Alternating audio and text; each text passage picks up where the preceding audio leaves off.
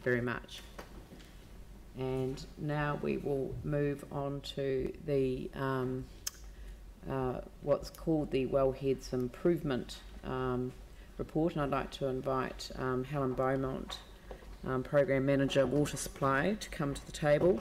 And just before I welcome Helen to speak to what is her first report in her new role as the Program Manager for Water Supply Improvement, I just want to quickly remind people how we have got to where we've got to, and just to remind people that on the last working day before Christmas, the drinking water assessor withdrew our provisionally secure status due to the lack of security that was found to be the case around our waterheads. As a council, we made the decision to temporarily chlorinate the water.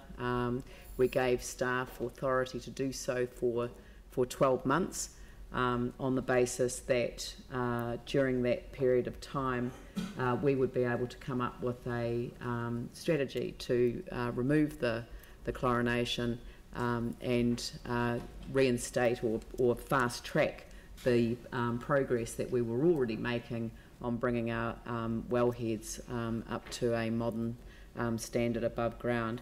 Of course, Council had already made the decision to go down that track a long time ago. After the earthquakes, it was decided not to continue to put wellheads below ground. It was decided to bring them above ground, and that program of work had already started, which has put us in a better position than we would have been in had that approach not been adopted.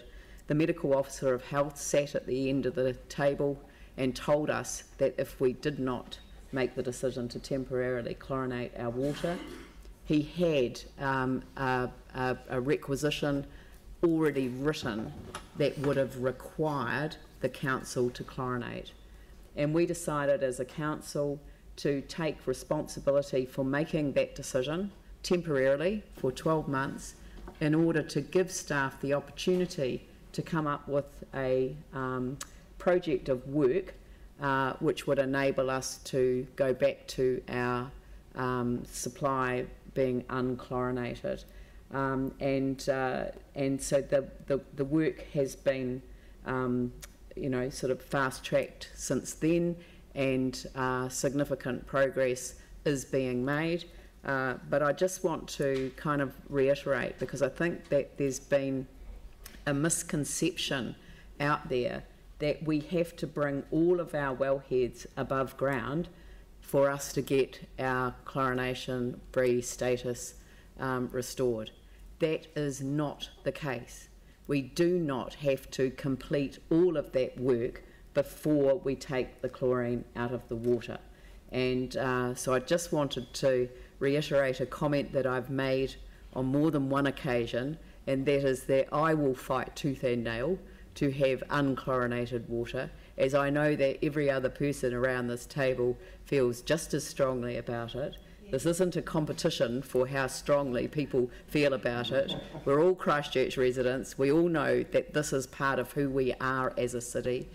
And we have all looked at the Havelock North situation, and we know it's not our story. In Havelock North, the source of the contamination was most likely the pond that then was able to lead to the bore, which was part of an unconfined aquifer, an aquifer they thought was confined. It wasn't. We are talking about our confined aquifers, and it is a completely different system. They said it was unlikely that the source of the contamination was the borehead, but they did make the point, and the paper makes this point, that they didn't have a good system of monitoring. Their water safety plan wasn't up to scratch. All of the things that we do and can rely on, because our staff have actually created a program of excellence around the delivery of our water, our pristine water from our confined aquifers to those of our residents. we're able to rely on that. So the situation is quite different from Havelock North, but I don't regret the decision that we made, because we need to have our medical officer of health on site. We do need to work with the variety of regulators that are in this field, and we do need to provide confidence to central government that we are capable of making the right decisions for our community in terms of the water. So I just want to, come hell or high water, commit to this 12 months. No pressure. Over to you. Thank you. The goal of the programme is to ensure that our water supply is both safe and good to drink. So that means improving the security of our wellheads and our pump stations and progressively removing that chlorine. So you've acknowledged that there has been considerable debate about whether or not we can achieve this within the 12-month period. That does remain the target, however, it is a challenge. So as you've noted, we will not have brought all of our below ground wellheads above ground in that 12 months period. We're not able to do that. But there are two other options in terms of getting secure status for a pump station. One is we could use alternative disinfection, so we're exploring ultraviolet radiation and ozone treatment. And the other is that we could isolate where we have a single below ground wellhead and a majority of above ground wellheads. We can isolate the below ground wellhead and deliver the water just from the above ground wellheads in some cases. So success depends in part on the resources we can bring to the program and accelerate the work program. And it depends in part on the people of Christchurch cooperating with us in a probable water conservation program. So in order to be able to deliver water to the city to meet the demand of the city and carry out the repairs, we have to take a number of wells offline. Now in Christchurch, our winter demand is approximately half of our summer demand. So if we can hold the demand closer to winter levels than summer levels right throughout the year, we have a much greater chance of delivering this program. So we will be talking about a water conservation program. The other thing that the paper touches on is the physical works that have been carried out. And here the team have been quite modest about what has already been done. So as you know, there are 4 pump stations where we are not chlorinating, and those 11 wellheads have been signed off by the engineers as secure. And those pump stations will be favoured in the future. So where we are not chlorinating, we will favour the use of those pump stations and maximise the water that we can put out into the network from those. We've also made improvements to below ground wellheads across the whole of the city. So where the risks has been pointed out, where the greater risks were, improvements have been made to those wellheads. While they haven't been brought up to the standard where they can be signed off as secure, they are better than they were before all of this work was done. We've also explored the reduction of the initial chlorine dose and the effectiveness of chlorine in terms of a disinfectant is about both the dose and the time of contact before someone takes a glass of water to drink. So where we've got a longer contact time, we can reduce that initial dose, and there's some work being done around the city to do that. The other work that's been done, and I think people will have seen it around the city, is that we're flushing pipes where we're getting taste and odour complaints. And it would appear, at least from the statistics that we're keeping on complaints about taste and odour, that has been effective. So there are reducing taste and odour complaints around the city. It may also be that the chlorination is slowly working its way through the organic matter in the system, so that it may be reducing anyway, but the flushing can only help. So that work has been done. The other aspect of the paper for you to note particularly is the first tranche of works for those 7 pump stations, and that's essentially where we can get quick wins. So 2 of those pump stations, the work is out to tender, and for 5 of them the design work is just being completed. We won't know the time frame for when we can deliver that until we get the tenders back in, but we'll certainly provide updates to that. Once those pump stations come online, with the other 4, that'll supply about a quarter of the supply across the city with unchlorinated water. So we're continuing to investigate the options for the other 42 pump stations, and while we have a pretty good idea of where we want to go, we're still exploring all of those options and making sure we take the best approach for each of them. And what we're proposing is a regular monthly report on progress, both with the physical works and with the options for those future pump stations. And I'm happy to take questions. Thank you very much. David and then Jimmy. In the past sort of operation of our water supply in the city, we had a number of pressure zones that seem to, to the best of my knowledge anyway, operate independently of each other, and progressively we've connected all these pressure zones around the city. Is it possible to do a lot of work in one pressure zone and then isolate that from the rest and have absolute chlorine-free status there, or do you still need to have some connectivity to rely on pressure or flow across the city? I'm going to invite Bridget O'Brien in to answer that one, because that's a technical question that is beyond my knowledge of the system. Morning. Yes, we could do work zone by zone, but what we're, as Helen talked about earlier, is that our winter demand is about half of our summer demand. So what we could do is zone by zone is fix enough of the pump stations to supply our winter demand, which may be a more equitable approach than fixing all of the pump stations, some of which are only needed for a few days each summer, in one zone. And so that way we're fixing it across the city. That's the current proposed approach. Okay. Jimmy? Okay, only one question. You particularly mentioned regarding to the remove all those coordination, the work program you consider prioritize all those wellhead pump station as well as the water conservation campaign initiated. When will we do this water conservation campaign initiated? When?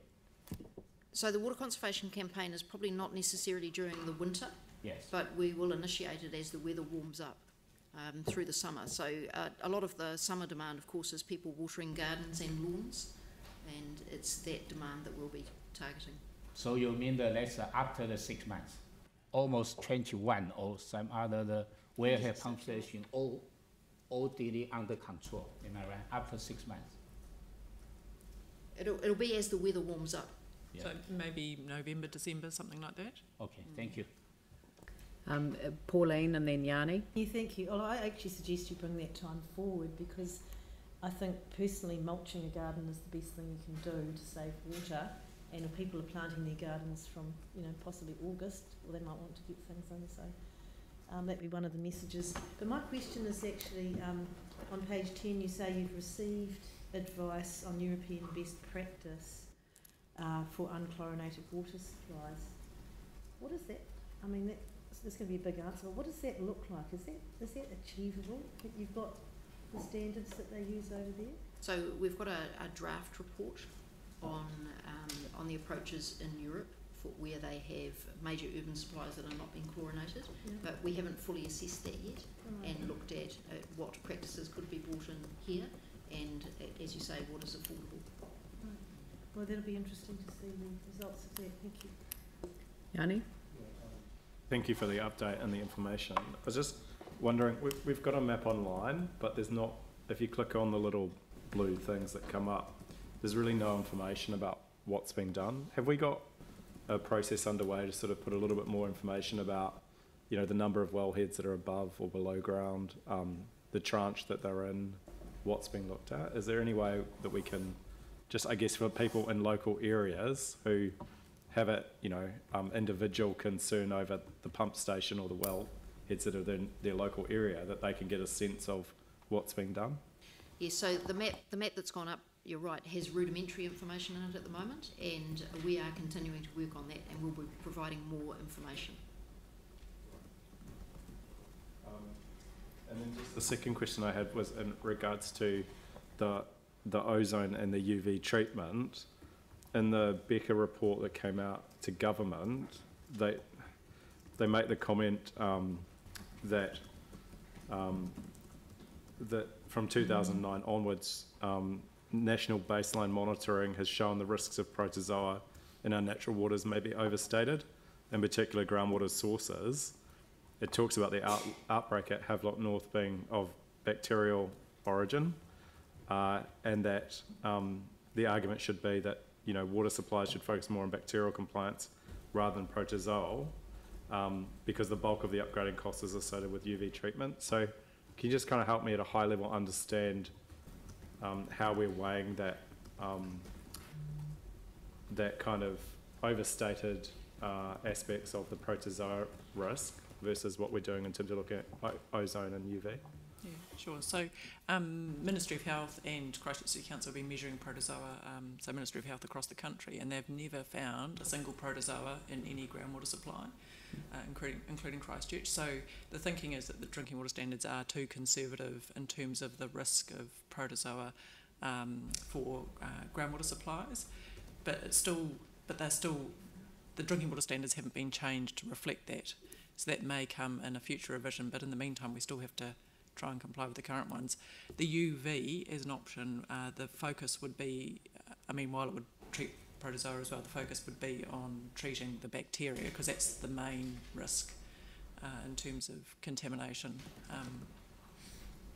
So just so UV can actually treat the bacterial risk as well? Yeah, it inactivates the bacteria. Right. Yeah. Okay, thanks. Glenn? Aaron? Is there a chance we will actually end up exceeding the required drinking water standards? Now, I know there's still further work to come, and we know, but in a measurable way, is there a chance we could actually exceed them? Within 12 months or beyond? Well, no, once the program's complete. Yeah, the program's a long time. Yeah, I know. But we're focused... Yeah, the current. Yeah. So, we already exceed the drinking water standards in terms of how frequently we monitor E. coli, for example. Which is good. Yeah, and also with the work that we're rolling out, the standards for our new wells and for the wellhead remediation that we're doing, where we're raising them above ground, are more than it's the minimum required in the drinking water standards. But that places us in a better position in the future. One of the things that we're doing in terms of looking at the options for the pump stations is that we want to take a no regrets approach. Okay, so we want to take a best practice approach and ensure that we're getting best value for money and positioning ourselves for the future, which when a new regulatory regime comes in, it's more likely to be stricter than the current standards. So we are definitely taking a best practice approach where that is cost effective. Aaron? Yeah, so a couple, Helen, and my second one will lead on from where you just finished. But my first one is around a question I've been asked from the public a few times this week, and that is around the story that ran that we had not done any work on the wellheads. Can you clarify that in black and white? So there are 140 operating wells across the city. While the below ground wellheads are the focus of most of our remediation work, we've also done works on the above ground wellheads. So the above ground wellheads needed further sealing work to ensure that they met the standards for security. So the way that the standards and the criteria are being assessed post Havelock North is much stricter than the way that they were being assessed prior to Havelock North. So our above ground wellheads have also had some work done. So we've done work to bring 11 of those up to standard, and we've also done works on the below ground wellheads to improve the security of those. While they don't meet the standard required to be signed off as secure, they are better than they were before that work was done. And there's definitely people working on them all the time to make them better on a daily basis. That's correct. Okay, just needed to clarify that because it was a weird story, but it was out there. And the other one is a follow-on from you mentioned that there may be a change in standards or a new regulation come through. Obviously, that's from the 53 recommendations that have gone to government post Havelock North. If the government picks those up, do we have a date around that at this point? No, the government has indicated that they may have another announcement in October or November, but I doubt that'll be the regulatory framework or even the institutions. It'll simply be an announcement of the work that they've done to date on the options and signalling further work. So there's a lot of work to be done, because there's the Department of Internal Affairs review of the delivery of Three Waters services, as well as the Ministry of Health's response to Havelock North. Mm. So then my follow-on question to that, and this is one where I get asked from public, because we didn't have any timeline around that, as you've just stated, will the public get a say? And my question there, a little bit loaded I suppose, would be that would there be the option for the public to say, look, we would rather take a risk and not have chlorine, if the government's going to say, look, all water across New Zealand will be chlorinated, because that means we can guarantee, almost guarantee no one gets sick. But there's a lower level where it's not, but as we know, Christchurch, no one had got sick in Christchurch in our history. We'd had a pretty good program. If we get our program up, would the public get that option, or would that not be on the table? So Local Government New Zealand has been quite active in this discussion and will continue to be active in this discussion, and you'll be aware that around the country there are communities that are talking to their councils and voting on issues of chlorination and what they want out of their water supply. So I think that public voice will come through very strongly, and Local Government New Zealand and individual councils will contribute to that. Certainly this council will contribute to that discussion. So my question then would be to the Mayor would be, would we look to do some sort of major consultation with our public so we have a platform of where we stand as a council on that? Yeah, that would certainly be something that I would favour, but I want us to have the confidence of being able to but to say, you know, we might have lost our secure status, but we've taken these actions, and as a result, even though we haven't got to the standard that might be applied in the future, we want to take the chlorine out now. I think that council will be in a position with advice to be able to make that decision, but then for the longer term works, I think we should go out and have a public consultation, because that will be a significant financial contribution to the cost that will be required from our ratepayers, and I think they have a right to have a say over that cost. So I think at that point we'll be able to go out, and I think that will be a very good basis, because it will send a very strong signal to central government about how strongly Christchurch people feel about their water. Phil. Thank you for the report and all the work. Just going back to the what happened at Havelock North, and I think in 513 has got reference to one of the issues was the poor knowledge and awareness of the aquifer and contamination risks. And I'm aware that our aquifer system is quite complex, and I guess though I'm just checking that in terms of the risks around our aquifer, because we're aware it is old water, and you've referred to the no known protozoa, you know. So do we, especially with the focus on water, do we have sufficient knowledge about our aquifers to be confident around that risk? We have very good knowledge of our aquifers, and we have also commissioned some further work, and that is to ensure that our understanding of the aquifer system is still correct post-earthquakes. So the earthquakes may have disrupted aquifers underground, and we want to know what the impact of that is. We're all familiar with the change, in location of springs around the city, yep. Particularly along the Port Hills there. So there is some checking work to be done, and we're also redoing the work on the age of the water in Aquifer 1, where some of our wells are sourcing Aquifer 1 in the city, so that's the shallower aquifer. Right. Thanks, Helen. So a lot of work has been done on. Thank you. Yeah, and we're continuing that work, yes. Yep. Excellent. Any other questions? Very good. Well, I'll move that we receive the information. Do I have a seconder? Pauline. Is there any discussion? Glenn? Thank you for this report, Helen and team. To me, it read really well and was easy to get a grip on and to understand. Along with my colleagues, I'm sure our experience of situations and urgent matters that come our way as a city, we find our people, and pardon the pun, thirst for information. So as much information as we can get out to Newsline, I think as constantly as possible would be really useful, because this isn't straightforward. There's a lot of information. It's not as simple as an Orion map where the power was restored and we could see it from day to day to day. There's more to this than what we think. So personally, you know, I'm thrilled to have this report.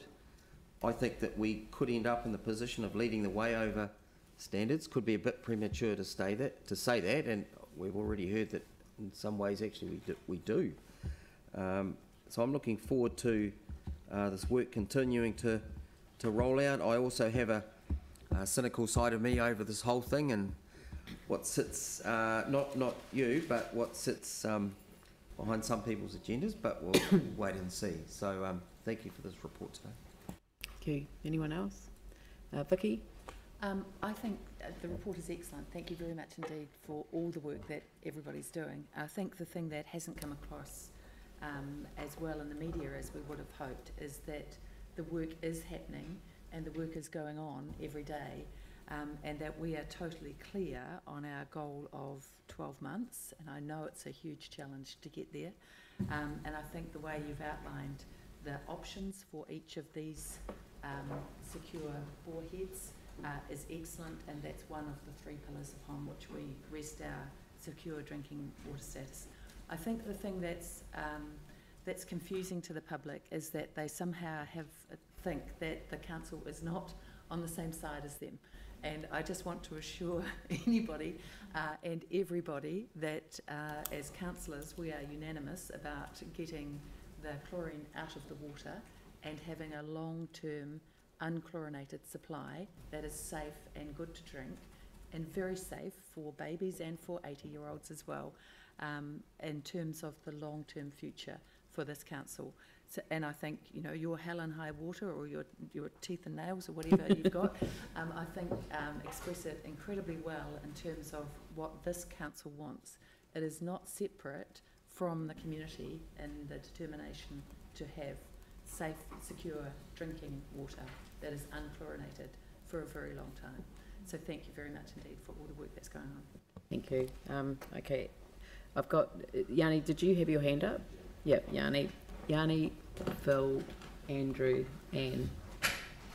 Yeah, I won't repeat what others have said, but just to say I endorse receiving this information. I endorse the comment made that we need to get chlorine out of our water as soon as possible, and definitely within the 12 months. So thank you for the work you're doing on that. I think it's really important that we keep communicating with the public over the steps that we're taking on a regular basis. And I know in the report you talk about briefing councillors monthly, but you know, I understand we will be briefing the public on a more regular basis than that, which I applaud.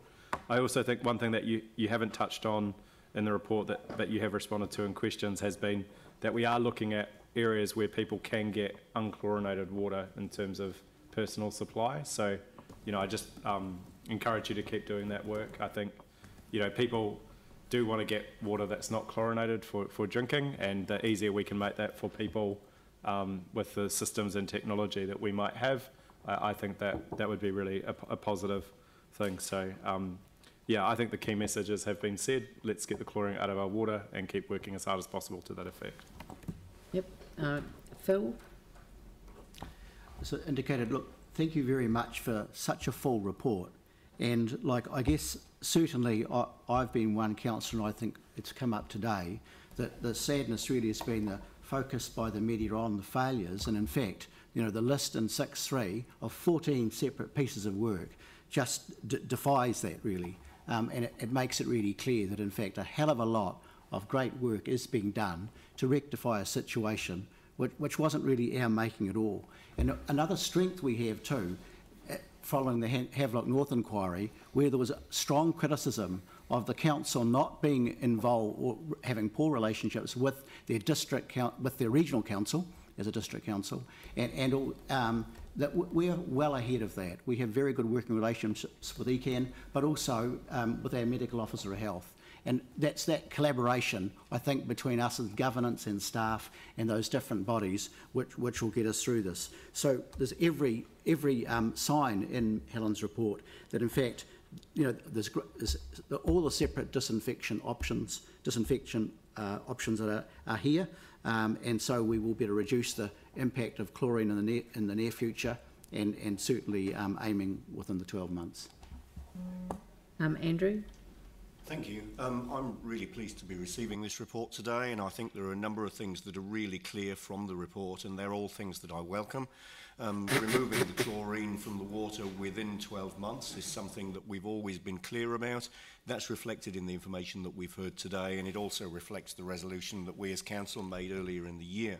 And I think one of the key points is that there are 3 work streams, one of which is the significant remediation of the wellheads, but the 2 other work streams that perhaps haven't seen so much attention, the opportunity for alternative disinfection, so using UV and ozone in situations where that might be appropriate, and also the ability to isolate some of the below ground wellheads. So it means that the whole programme of upgrading the wellheads and bringing them above ground, whilst it's ongoing, does not need to be completed within the 12 months in order to get the chlorine out of the water within the 12 months. Getting the chlorine out of the water is actually a very different matter than upgrading all of the wellheads within that 12-month period. The ability to turn some of the wellheads off, and I appreciate there's a significant body of work gone on here already, is a key part of the solution. And of course the amount of water that the city needs to be supplied with becomes a big part of that consideration as well, because once we know the amount of water that the city needs, once that's defined, we can then determine how many wellheads need to be switched on in order to deliver that, where there's the opportunity to turn off wellheads, where there's a need for chlorination. That obviously allows us to reduce the amount of chlorine in the supply, and in the end remove the chlorine from the supply earlier than we would be able to if we needed to have all of the wellheads turned on at all times. And I like the suggestion that there's an opportunity for the community to be part of the solution here through saving water and therefore reducing the effect of the increased demands over the summer period as opposed to the relatively low demands that we have over the winter period. So this remains a big project, but I think it's clear that we're treating this with the utmost importance and the utmost priority. I also welcome the work that's been done to increase the contact time so that we've got less noticeable chlorine in the water that comes out of the tap and comes out of the shower, and my own experience of that has been a positive one, so I'm hoping that that's reflected across the city. I welcome the regular reporting commitment, and I also want to join the other voices that have acknowledged the work that's been done today. It's a significant amount of work, and Helen, I think your appointment to the new role also shows the seriousness that the organisation is giving to this particular issue. The water conservation campaign certainly is one way that residents can help us get the chlorine out of the water sooner, and I look forward to some early publicity around that. But the thing I most look forward to is when we can make the announcement that we've achieved what we're setting out to do, and the chlorine is actually no longer in our water supply, that goes back to the pristine natural water that we all have come to expect and continue to expect in the future. Anne, and then Jimmy. Thank you for this excellent report, and we are well served in our city with hard-working and expert staff. Thank you for the work you've done on our behalf. Hopefully this will dispel many of the fears that people have had around chlorination, and this has been a very painful time in our city's life, and I doubt whether we will ever take our beautiful water for granted again. So we are a city of opportunity, and we are determined to use this opportunity to provide a safe, secure, chlorine-free water supply for our future generations. So the work that we're doing today, the work that our staff are doing today, will enable this to be the case. So let's look forward to that day. Jimmy? Thank you, Mayor. Yeah. Over the last several months, looks like every day I face the residents, either citywide or my area, ask me what is the update status, what's update status regarding to the chlorinated water, etc. So today I'm very happy, we can get a more kind of comprehensive information from the staff, and also congratulations to Helen, have been appointed as a program manager for the improvement of this water, drinking water and the water supply. That's very, very crucial, because as elected member, as a council, we standing everything in the front line. My understanding, even I visited last week in the Templeton area, one resident particularly told me that he installed a kind of modernized filter, say that he cannot tolerate this kind of the chlorinated water. But I particularly told to him, no any problem. Every day I'm still, drinking the tap water chlorinated because it's more safe. But he didn't like those the smell, particularly the kind of taste, etc. So congratulations, that's very important. But I do hope next time, because you particularly mentioned, well presented to the council in the monthly basis. I do hope next time, particularly regarding the 21 or even 22 or 23, particularly if those the uncoordinated wellhead or pump station has been ready, where about more clearly, then particularly you have mentioned consider, is the report advertised for those pump station wellheads, and also for the those the campaign, you particular water conservation, the water campaign. If they have a kind of a timetable, make the people aware. Oh, right now we have report advertised. Even we have water conservation campaign. However, it's not. We still have quite a few, update on coordinated pump station wellhead has been ready. So you don't need to tolerate the chlorination of water. That's my recommendation. Thank you. Thank you. Aaron and then Pauline. Yeah, Helen, I won't congratulate you on getting the role, because I'm not sure if it's congratulations or commiserations are in order for having to take on such a tough role. But thank you for doing the work. Christchurch has, I believe, the best water in the world. Currently not the best drinking water in the world because it tastes like a swimming pool, but it has the best water underneath us. And the term disinfectant being added to our water I find quite offensive, and never thought I would have heard it, but we're here now. And I take the Havelock North situation as really a warning shot across the bow to any council that if your infrastructure is not in line, you may get a transgression that can cause serious harm. We had it confirmed by the medical officer of health that no one had got sick or sick enough from Christchurch water in the past, that we know that we have a really good supply there. We know our infrastructure in the past had been of a standard that no one got sick.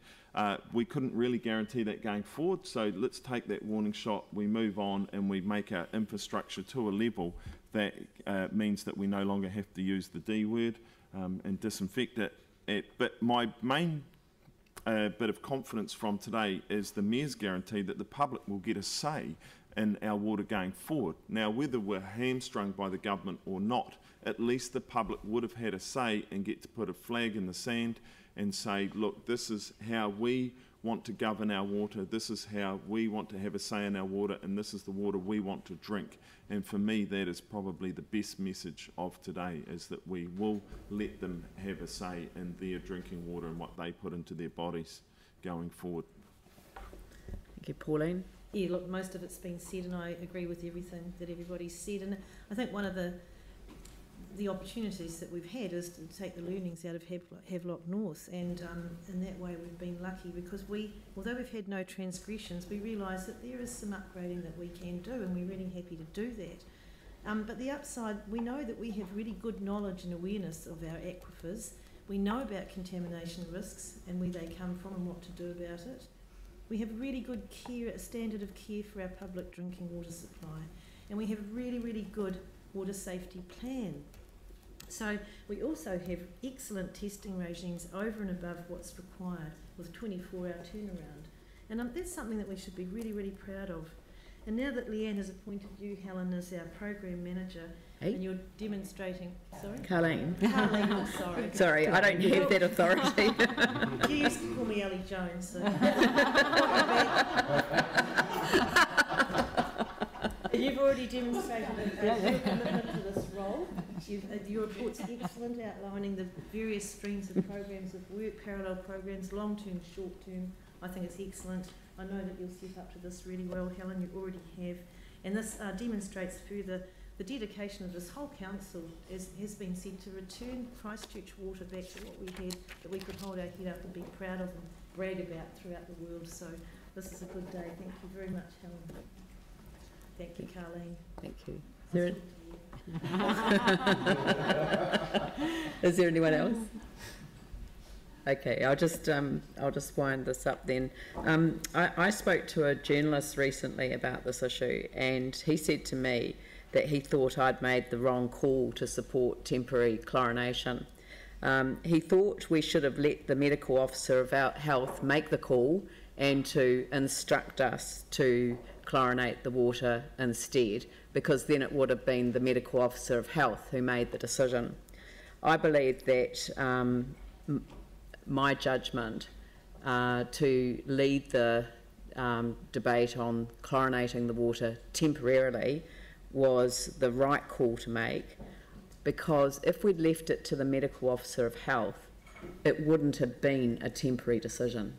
It wouldn't have been a decision to temporarily chlorinate the water. It would have been a decision to chlorinate the water until the standard was met. And if councillors had wanted to give up control of another stage in the process, then that would have been the right decision to make. So voting against chlorinating the water actually would have meant the medical officer of health would have made a decision to chlorinate the water, and that would not have been on a temporary basis. It would have been when the time was right to lift it. Do you think, as councillors, that that would have put sufficient pressure on the organisation, and I do apologise to the organisation, would that have put sufficient pressure on the organisation to come up with a range of strategies that would enable the chlorine to be removed from the water while a longer term program of action was undertaken?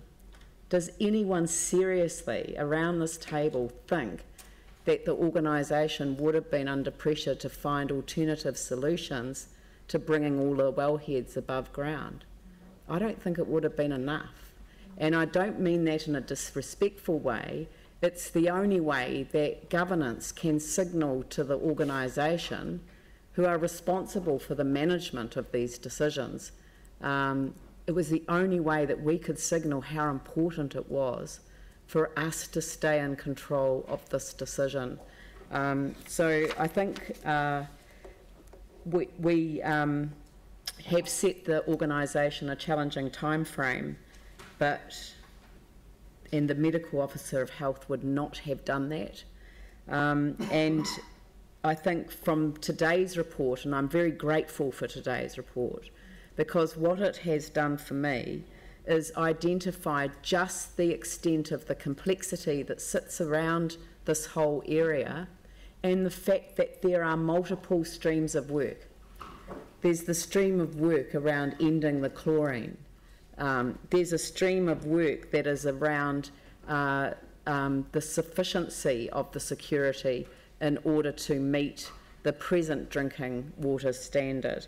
There is a measure of the longer term objectives. We'd already started down the track long time before Havelock North. We'd already made the decision that all future wellheads would be above ground. So we'd already made that decision. there's no question that the standards even around them have changed since Havelock North, and we're having to re-look at some of those in order to meet the sign-off standard of the engineers. And then there's the longer term stream of work, or it might be shorter term depending on what happens, and Aaron's articulated that through his questions, that central government has already put in the arena what their intentions are in terms of the direction around the future delivery of Three Waters, but they haven't yet indicated the strength of the decision that they may have already made in relation to the drinking water standards and how that will be regulated in the future.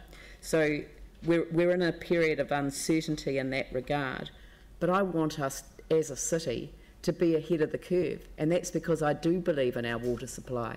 I do believe in our confined aquifer system, and I do believe that we've got the best water in the world, and we want to be able to deliver it to our residents' homes in a way that we've been able to in the past. At the beginning of the process, so in January this year, when I took a risk in terms of leading the decision on temporary chlorination, when I took that decision, I didn't know what we could do to achieve the first obligation of removing the first objective of removing the chlorine. And this report tells us that it's challenging, but it also tells me that staff are pulling out all stops to achieve it. And that's why I think this report is so good and should give the public the confidence that they're looking for. Staff have to report to council to get permission to extend the chlorination beyond 12 months. We're sending a pretty strong message today that we ain't giving that permission. So that means that we've got to find a way between now and then in order to provide the level of reassurance that we are going to be required to give in order to make that decision and make it based on the work that's been done. So the monthly reporting, the wider circulation of information to the public, I think that the public reaction to the chlorination, it's so different from the chlorination that was in our water after the earthquakes, so different. And I think that's because everyone understood why we were chlorinating the water after the earthquakes. It was a given, everyone accepted it. But people don't understand why we're chlorinating our water now. And it's because we lost our secure water status. We've got to get secure water status back, but we don't have to do everything before we get to that point. So thank you very much to the staff. And it's not just you, Helen, in your new role, but the whole team, Bridget, everyone sitting in behind that are out there doing the work and making sure that our water supply is safe and good to drink. Thank you very much. I'll put the motion. All those in favour say aye. Aye. Those opposed say no. That's carried. Thank you very much. Thank you. Right, I've got another resolution to include an additional report on recycling options be received and considered at the council meeting on Thursday the 14th of June, which is today. Do I have a seconder for that? Andrew, I'll put that motion. All those in favour say aye. Aye. Those opposed say no. That's carried. And